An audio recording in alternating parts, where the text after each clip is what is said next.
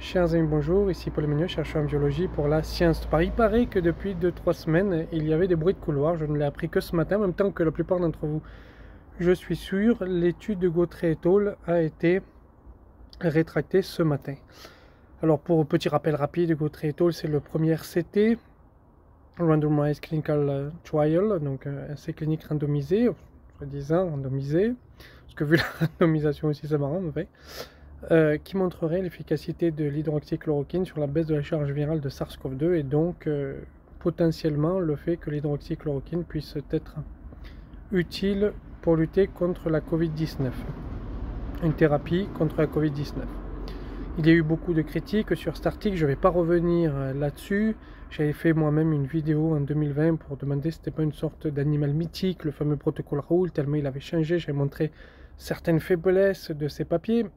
Donc, on a déjà fait le travail, je ne vais pas revenir. Il y a eu une lettre à l'éditeur pour montrer, donc c'est Damien Barraud et al., pour montrer les problèmes de ce papier. Et enfin, ce papier est rétracté. J'aimerais juste avoir quelques réflexions sur la rétractation de ce papier parce que c'est finalement ce qui nous intéresse le plus aujourd'hui. La première, c'est le temps qu'il a fallu pour la rétractation, c'est-à-dire près de 5 ans.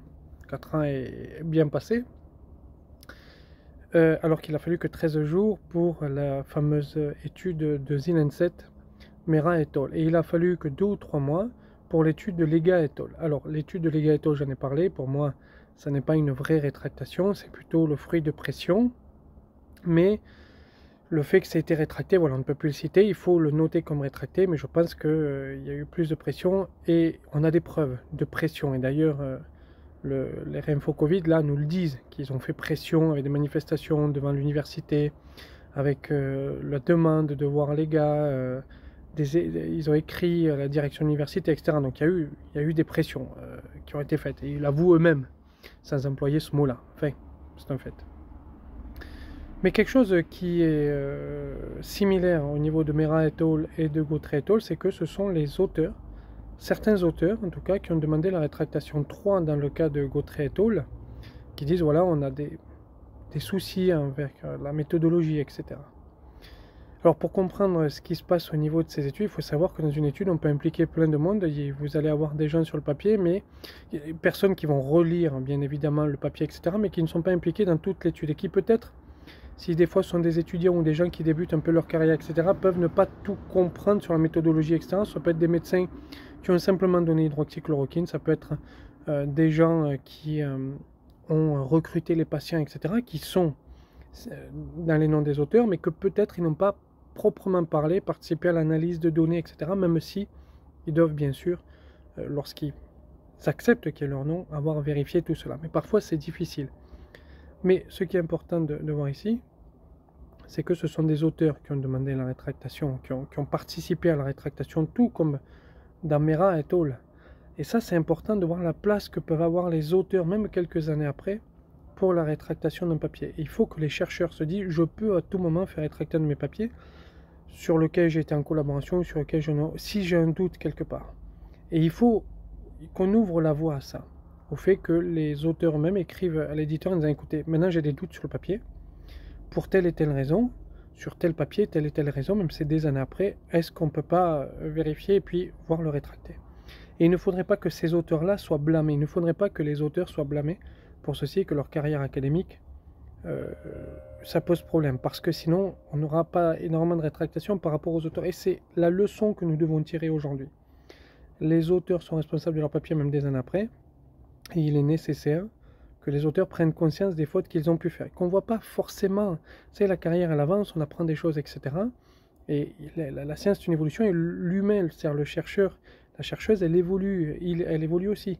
Et donc elle apprend des choses, et puis voilà, il faut voir ça. Ça, je crois que c'est important, et je pense qu'il faut insister là-dessus. Il faut vraiment insister là-dessus. Le second point, c'est voir les pressions qu'il y a eu sur Gautret et al., le fait que professeur Raoult et son équipe avaient aussi envoyé des lettres à l'éditeur en disant vous aurez un procès, etc. La judiciarisation de la science, qui n'était pas le cas de Mera, le fameux article de Zilenset, et qui a fait que ce papier, finalement, sans doute que les auteurs qui avaient des doutes ont aussi reçu des pressions, a été rétracté trop longtemps après. Et les dégâts qu'a commis ce papier, qu'a fait ce papier, c'est quand même l'hydroxychloroquine a été utilisée par rapport à ce papier, même s'il y a beaucoup d'hôpitaux comme ici en Suisse, à Lausanne ou à Genève, qui ont très vite arrêté. Là où moi je travaille, ça a été très vite arrêté, mais ça a arrêté vers septembre-octobre. J'avais fait une vidéo d'ailleurs en parlant de ça, donc ça a été utilisé 2-3 mois, puis on s'est rendu compte que ça ne marchait pas, donc on ne l'a plus utilisé.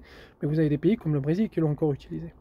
Donc il faut bien voir la judiciarisation que l'on a du monde de la recherche et le fait qu'on peut avoir des pressions pour éviter d'avoir les papiers. Et là, de rétracter les papiers là, il faut que ce soit les instituts et les universités qui prennent conscience de ça et qui luttent contre ça. Et les éditeurs aussi, il ne faut pas que les éditeurs aient peur. De mon point de vue, les gars et tôles, c'est une judiciarisation de la science, je l'ai déjà dit en vidéo, l'éditeur a eu peur et le papier a été rétracté. Il est impératif de discuter de ça et que les instituts n'aient pas peur. Des gens qui disent on va vous mettre en procès, etc., comme le professeur Raoult. Il ne faut pas que les gens aient peur de ça. Ça, c'est très important. Troisième point, on a vu que ce papier a été rétracté pour des questions de méthodologie. Et ça a été un peu la même chose avec Mera et al., le fameux Lancet, pour des raisons de base de données. Je crois que dans tout reviewer, et là je voudrais faire une vidéo spéciale là-dessus, mais j'ai suivi une masterclass de Nature pour le reviewing. À aucun moment, il ne parle du rôle du statisticien. Il faudrait que dans les reviewers, il y ait obligatoirement, quand les publishers renvoient aux reviewers, des spécialistes du domaine, on parle toujours de pairs de spécialistes du domaine, mais des statisticiens qui analysent les statistiques. Parce qu'on a des problèmes méthodologiques qui sont dus aussi aux statistiques. Et ça, c'est important à voir. Il faudrait que les éditeurs fassent venir des statisticiens, envoient aux statisticiens et qu'ils aient dans leur board éditorial des statisticiens.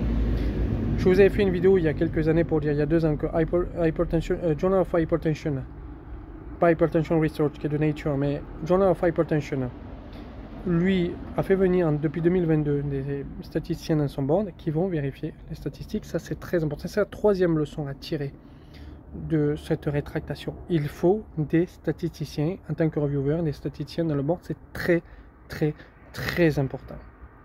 Le quatrième point à tirer de ça, c'est le rôle du public. C'est le rôle du public, que ce soit des chercheurs d'autres universités, ou alors le public lui-même, via Puppeer ou via les journaux. Et ça, c'est très important, le rôle du citoyen dans la recherche. Et ça, on le voit, l'effet du citoyen dans la recherche. Et dans les deux, finalement.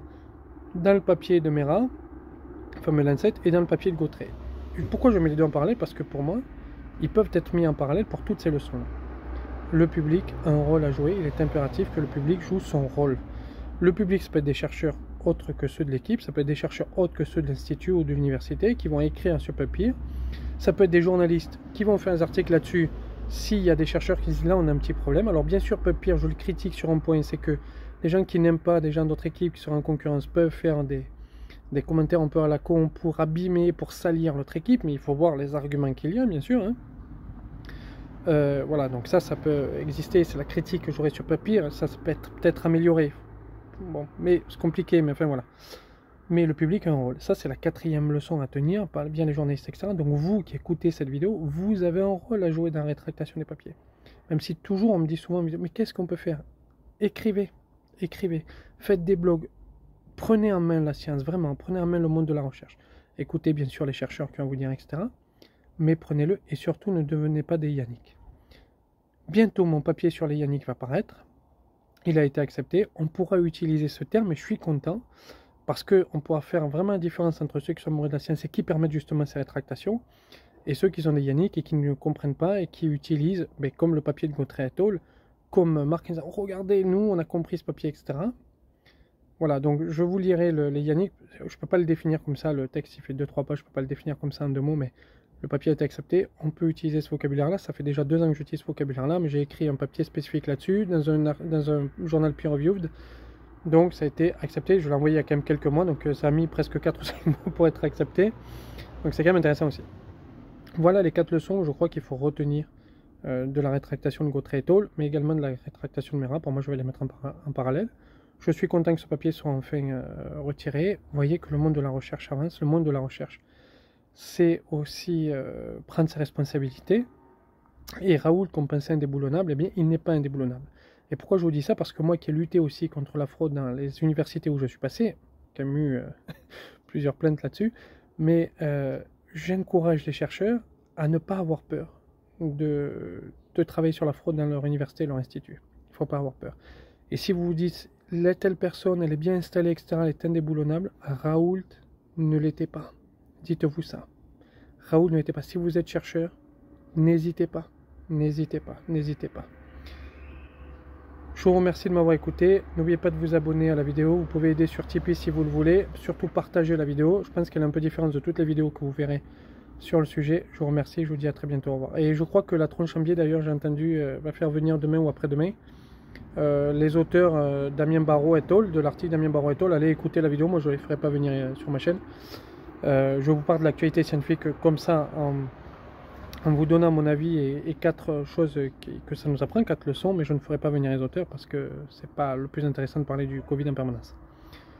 J'ai beaucoup d'autres sujets à traiter. Je vous remercie, je vous dis à très bientôt, au revoir.